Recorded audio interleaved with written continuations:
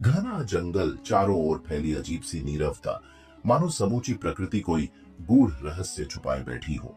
हवा में सर्दी का एहसास और सूखी पत्तियों पर गिरती हर आहट मानो किसी अनदेखी शक्ति का संकेत दे रही हो। विक्रमादित्य का चेहरा कठोर था।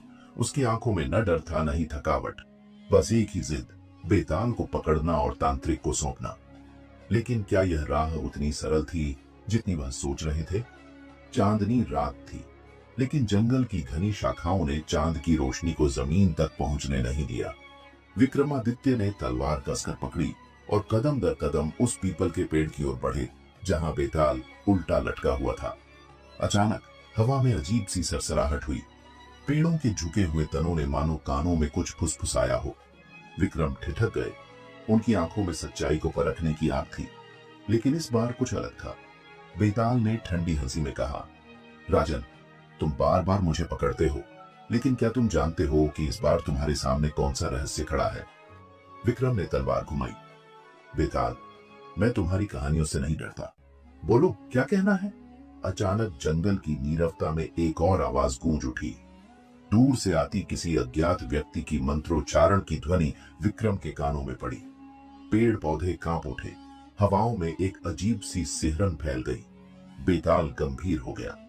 ये आवाज किसी सामान्य तांत्रिक की नहीं, यह अघोरी तंत्र साधक काला नाग की है, जिसने मृत्यु और जीवन के बीच की रेखा को धुंधला कर दिया है। विक्रम ने पूछा, कौन है ये काला नाग? बेताल ने रहस्यपूर्ण स्वर में कहा, काला नाग वह है जिसने तंत्र विद्या की सीमाओं को लांघा है। उसकी साधना का उद्देश्य केवल शक्ति नहीं, बल्कि ब्रह्मांड की सबसे गहरी शक्ति को वश में करना है। राजन, अगर वह पूर्ण हो गया तो संपूर्ण संसार विनाश की ओर बढ़ जाएगा। बेताल ने कहानी शुरू की। कई वर्षों पहले काला नाग एक सामान्य तांत्रिक था, परंतु उसकी साधना ने उसे लोभ और घमंड से भर दिया। वह अमृता चाहता था। उसने मृत आत्माओं से संपर्क साधा और उन्हें कष्ट देकर शक्ति प्राप्त की। परंतु उसकी सबसे बड़ी भूल थी मृत आत्माओं से खिलवाड़ करना। एक दिन उसने एक निर्दोष आत्मा को बलि चढ़ा दिया, जिससे पूरे ब्रह्मांड में असंतुलन फैल गया। तभी उसे एक शाप मिला, जिस शक्ति को तू वश में करना चाहता है, वही शक्ति तुझे नष्ट कर देगी। परंतु वह नहीं रुका। अब वह कालमणि की खोज में है, जो मृत्यु और जीवन पर पूर्ण नियंत्रण दे सकती है। विक्रम गंभीर हो गए। अगर वह मणि उसके हाथ लग गई तो? बेताल ने धीरे से कहा, तो यह संसार समाप्ति के कगार पर आ जाएगा। विक्रम ने गहरी सांस ली और बेताल को उठाकर कंधे पर डाल लिया। लेकिन तभी चारों ओर से काले धुएं का गुब्बार उठने लगा। पेड़ झुकने लगे, मानो कोई अदृश्य शक्ति उन्हें झकझोर रही हो। बेताल ने कहा, राजन, यह साधारण तांत्रिक का खेल नहीं है। यह काला नाग है जो तुम्हारे कदमों का हिसाब रख रहा है। संभल कर रहना। विक्रम ने तलवार खींच ली। चाहे कोई भी शक्ति हो, मैं धर्म की राह पर हूं। कोई भी राक्षसी शक्ति मुझे रोक नहीं सकती। परंतु विक्रम नहीं जानता था कि इस बार वह केवल बेताल की कहानी नहीं सुनने वाला, बल्कि खुद उस कहानी का हिस्सा बनने जा रहा था। अचानक जंगल के बीच एक विशाल शिला खिसकने की आवाज आई। वहां एक रहस्यमयी गुफा प्रकट हुई, जिसकी दीवारों पर विचित्र तंत्र मंत्र अंकित थे। विक्रम ने कदम बढ़ाया तो जमीन हिलने लगी। बेताल ने चेतावनी दी, सोच समझकर कदम बढ़ाना राजन। यह गुफा केवल प्रवेश की नहीं, परीक्षा की है। विक्रम ने बिना डरे गुफा में प्रवेश किया। अंदर का दृश्य भयावह था। चारों ओर काले धुएं में आकृतियां बनती और मिटती जा रही थीं। कहीं कहीं हड्डियों के ढेर थे और दीवारों पर रक्त से लिखे मंत्र। अचानक एक भारी आवाज गूंजी, कौन है जो मेरे संसार में कदम रखता है? विक्रम ने कठोर स्वर में उत्तर दिया, मैं सम्राट विक्रमादित्य हूँ। धर्म की रक्षा के लिए आया हूँ। अचानक गुफा की दीवारें हिलने लगी। चारों ओर से आग की लपटें उठने लगीं और धुएं में से काला नाग प्रकट हुआ। उसकी आंखें अंगारे जैसी जल रही थीं। उसके चारों ओर सांप लिपटे थे। काला नाग ने घमंडी स्वर में कहा, राजन, तुम समय से पहले आ गए, लेकिन अब तुम लौट नहीं पाओगे। विक्रम ने तलवार उठाई। अगर तुम्हें रोका न गया तो यह संसार तबाह हो जाएगा। मैं तुम्हें तुम्हारे कुकर्मों की सजा देने आया हूँ। काला नाग ने अट्टहास किया, सजा? मुझे? मैं वह हूँ जो मृत्यु को भी हरा सकता हूँ। गुफा कांप उठी और विक्रम ने तलवार कसकर पकड़ी। अब यह युद्ध केवल तंत्र का नहीं, धर्म और अधर्म का था। गुफा की भयावहता अब और भी अधिक बढ़ गई थी। दीवारों पर चलती परछाइयां, हड्डियों की चरमराहट और हवा में घुली तंत्र मंत्र की ध्वनि वातावरण को और भी भयावह बना रही थी। विक्रमादित्य की तलवार की चमक भी उस अंधकार में जैसे दब गई थी, परंतु विक्रम के इरादे अटल थे। काला नाग ने अपनी जहर से भरी आवाज में कहा, राजन, तुम नहीं जानते कि तुम किससे भिड़ने आए हो। मैं केवल एक तांत्रिक नहीं, मैं स्वयं मृत्यु का स्वामी बन चुका हूं। विक्रम ने तलवार को और कसकर पकड़ा। धर्म की रक्षा के लिए मैं मृत्यु से भी टकरा सकता हूं। तेरी काली माया मुझे डरा नहीं सकती। काला नाग ने जोरदार ठाका लगाया और उसी क्षण हवा में जहर घुलने लगा। उसके इशारे पर गुफा की दीवारों से काले नाग निकलकर विक्रम की ओर बढ़ने लगे। उनके फन फुफकार रहे थे और आंखों में विकराल अग्नि जल रही थी। काला नाग ने अपने हाथ उठाए और मंत्रोच्चारण करने लगा। अचानक गुफा का दृश्य बदल गया। विक्रम के चारों ओर एक सुनसान वीरान मैदान उभर आया। आसमान काला पड़ चुका था और चारों ओर घना धुआं छाया हुआ था। बेताल ने चेतावनी दी, राजन, यह उसकी माया है। जो तुम देख रहे हो वह सत्य नहीं, लेकिन यह माया भी उतनी ही घातक है जितनी वास्तविकता। सावधान रहो। विक्रम ने तलवार से सामने आते नागों पर वार किया, लेकिन हर बार वे धुएं में बदल जाते। यह देखकर विक्रम ने समझ लिया कि यह शत्रु से लड़ाई नहीं, बल्कि मानसिक शक्ति की परीक्षा है। अचानक विक्रम को अपने सामने अपने ही परिवार के सदस्य दिखाई देने लगे। उनकी रुग्ण अवस्था, दर्द से भरे चेहरे और मदद की गुहार लगाती आंखें।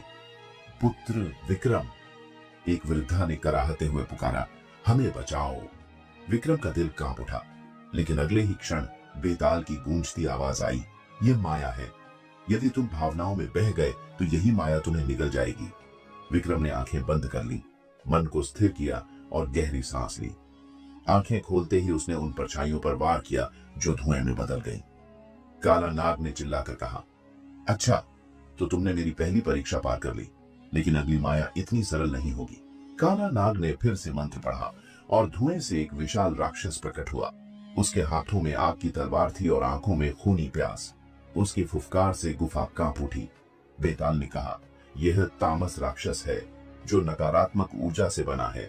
इसे केवल शुद्ध ऊर्जा से ही पराजित किया जा सकता है।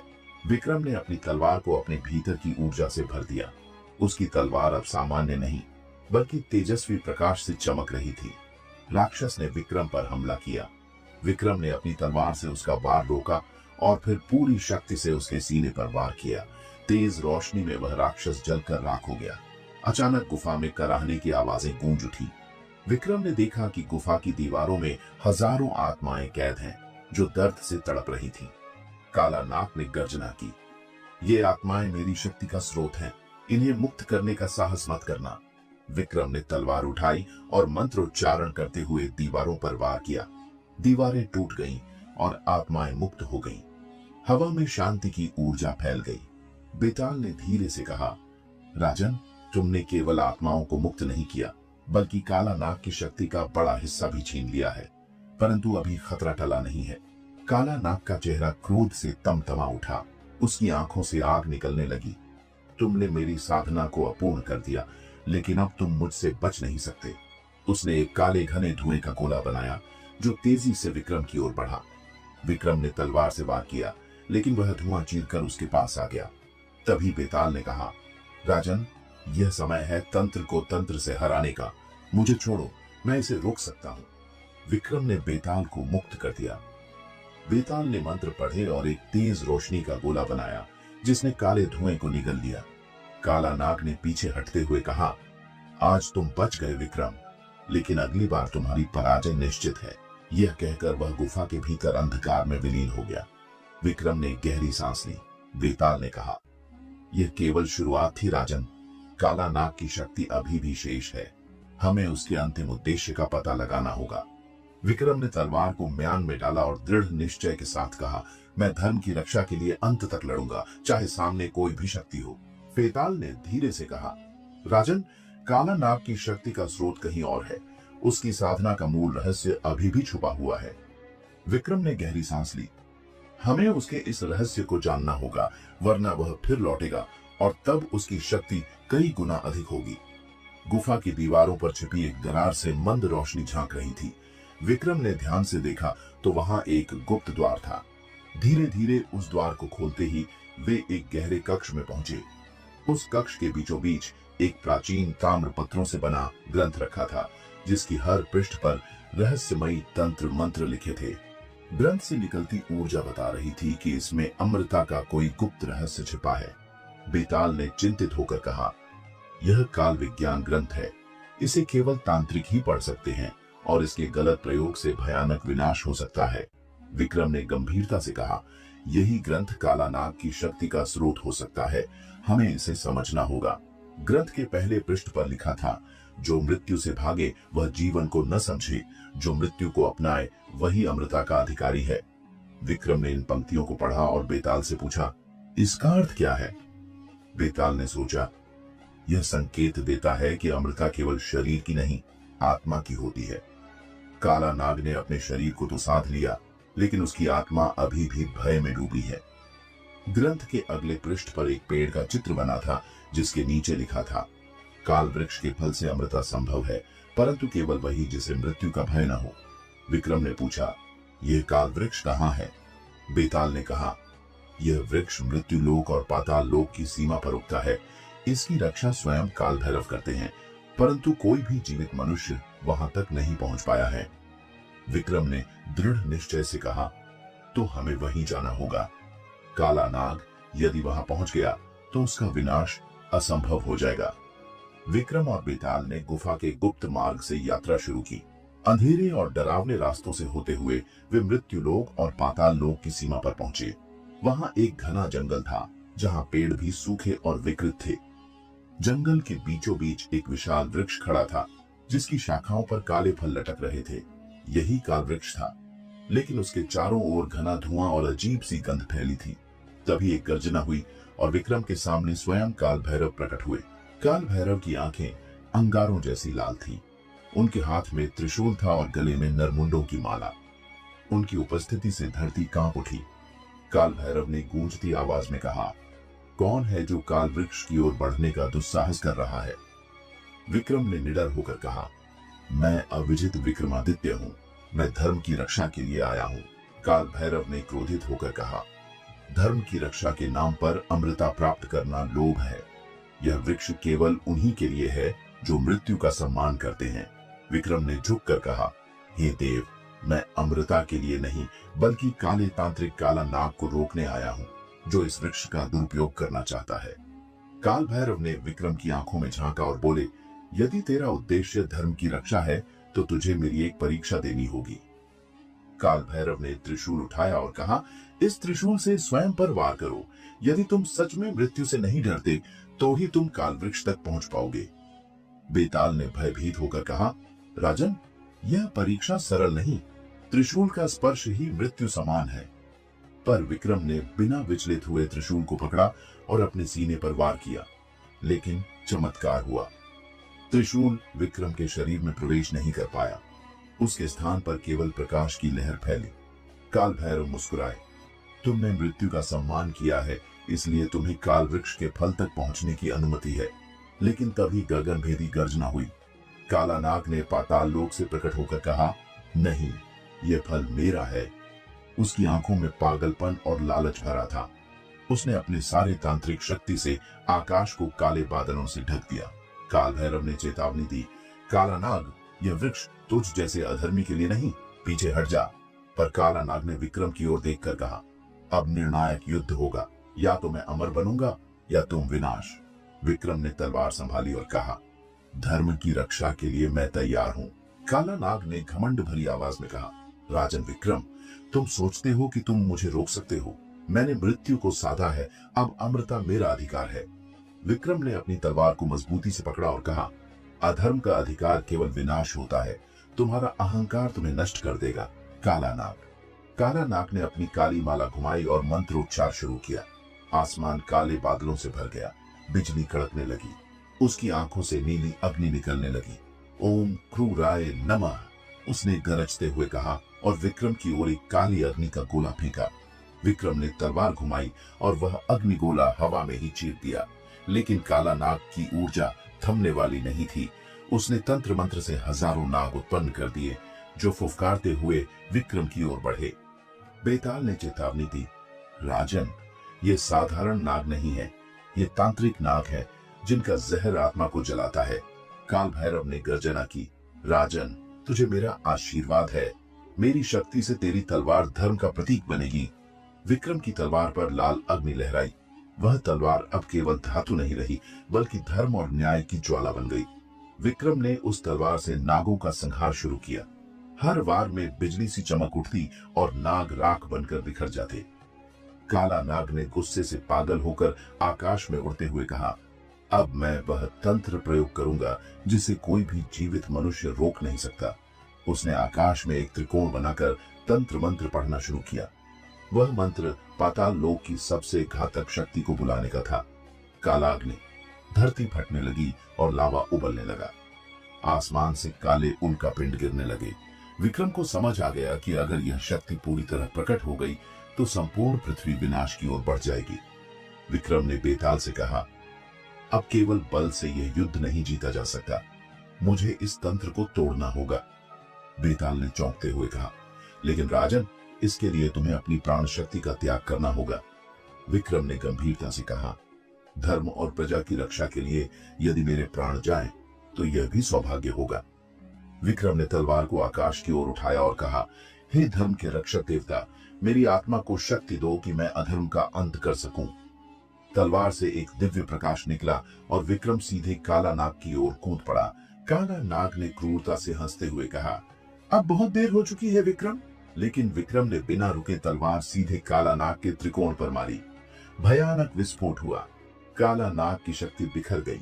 उसकी आंखों में भय उतर आया। वह चीखता हुआ गिर पड़ा। विक्रम ने तलवार उसके सीने पर रखी और कहा, तेरा अंत यही है। और एक तेज वार में काला नाग का अस्तित्व समाप्त हो गया। उसके शरीर से निकलती काली धुआंधार शक्ति वहीं राख में बदल गई। आकाश साफ हो गया। काल वृक्ष पर काले फल सूख गए।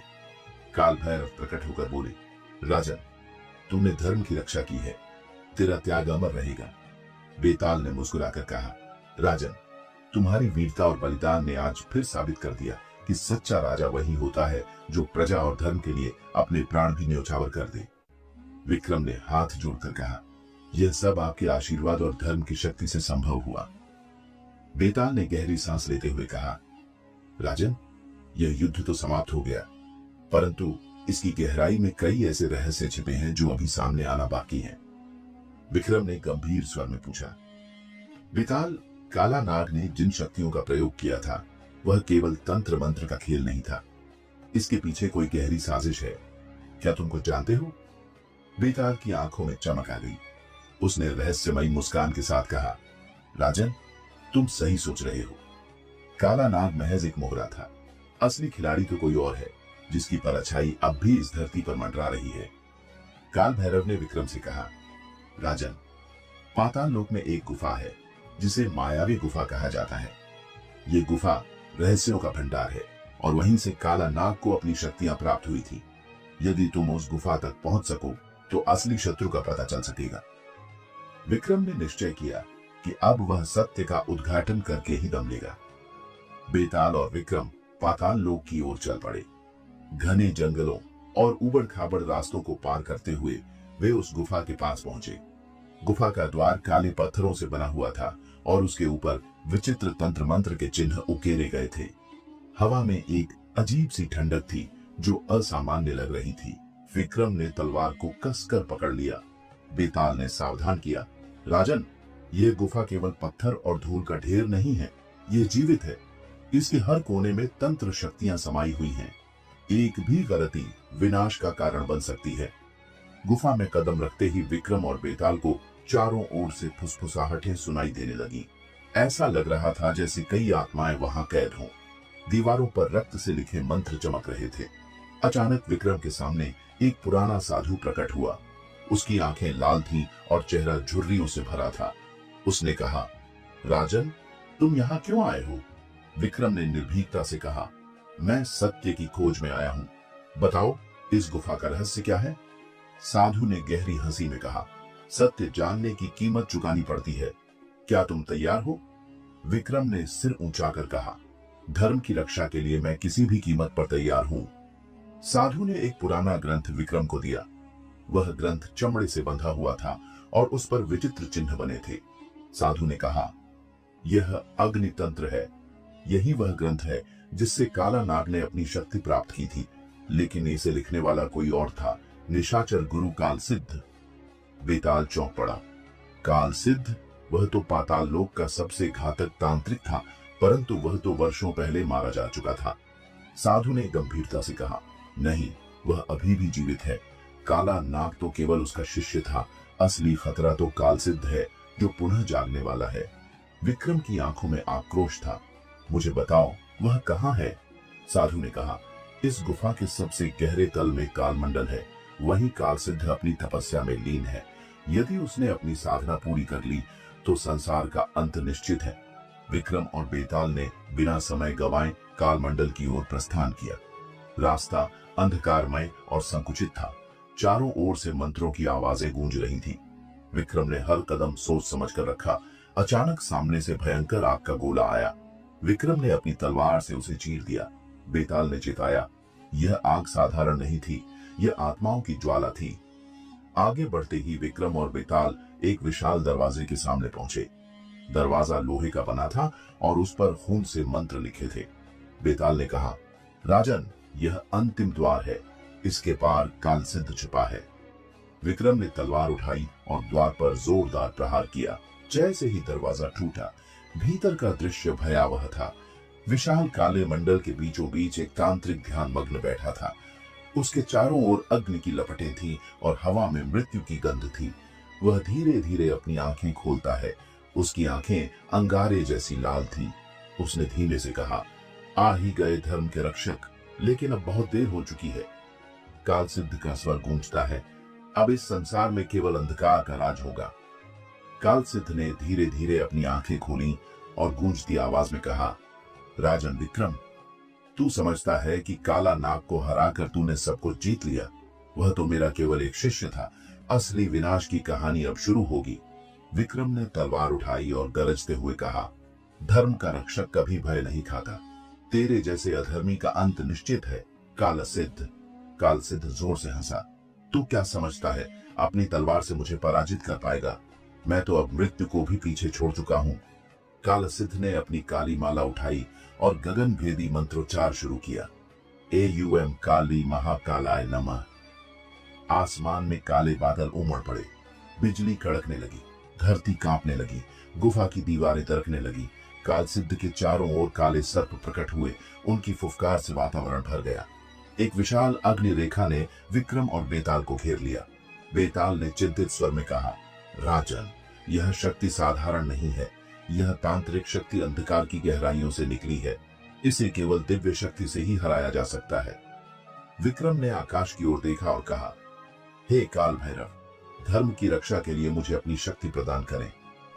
अचानक गुफा में एक दिव्य प्रकाश फैला। आकाश से काल भैरव की आवाज गूंजी, राजन, मेरी शक्ति अब तेरी तलवार में समाहित होगी। अधर्म का अंत तेरे हाथों लिखा है। विक्रम की तलवार जल उठी। वह केवल धातु नहीं रही, बल्कि धर्म की ज्वाला बन गई।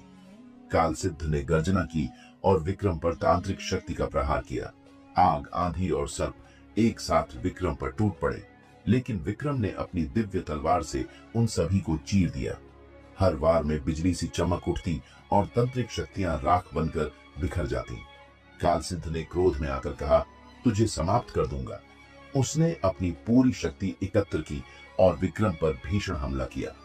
विक्रम ने पूरे साहस से तलवार घुमाई और सीधे काल सिद्ध के हृदय पर वार किया। भीषण गर्जना के साथ काल सिद्ध का शरीर कांप उठा। उसकी आंखों में भय उतर आया। उसने कराहते हुए कहा, यह असंभव है, मैं अमर था।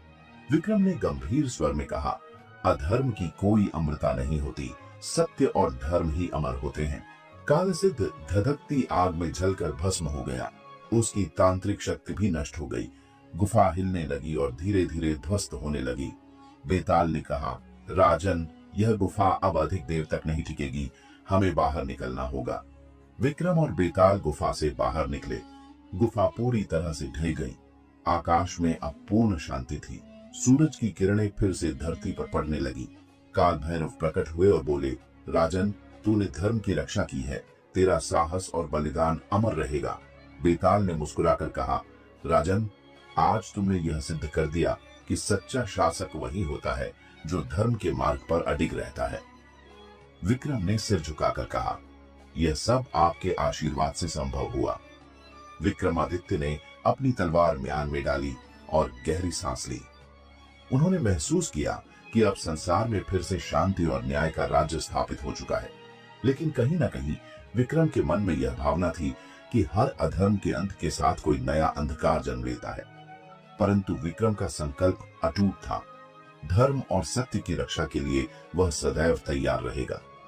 क्या विक्रम का यह संघर्ष यही समाप्त हुआ या कोई नया रहस्य फिर से उसे पुकारेगा? जानने के लिए जुड़े रहिए। और इस तरह विक्रमादित्य ने अधर्म और अंधकार की शक्तियों का अंत कर दिया। लेकिन याद रखिए, इतिहास में ऐसे कई रहस्य और कहानियां छिपी हैं जो हमें धर्म, साहस और सच्चाई का मार्ग दिखाती हैं। अगर आपको ऐसी ही रोमांचक और प्रेरणादायक पौराणिक कहानियां पसंद हैं, तो अभी पौराणिक इतिहास चैनल को सब्सक्राइब करें। नई नई अद्भुत और रहस्यमयी कहानियां जो आपके मन और आत्मा को झकझोर देंगी, हर रोज हम आपके लिए लेकर आते हैं। सब्सक्राइब कीजिए और बेल आइकन दबाइए ताकि आप कोई भी कहानी मिस न करें। धर्म और इतिहास की गहराई में उतरने के लिए जुड़े रहिए पौराणिक इतिहास के साथ। मिलते हैं अगली रहस्यमयी कहानी में।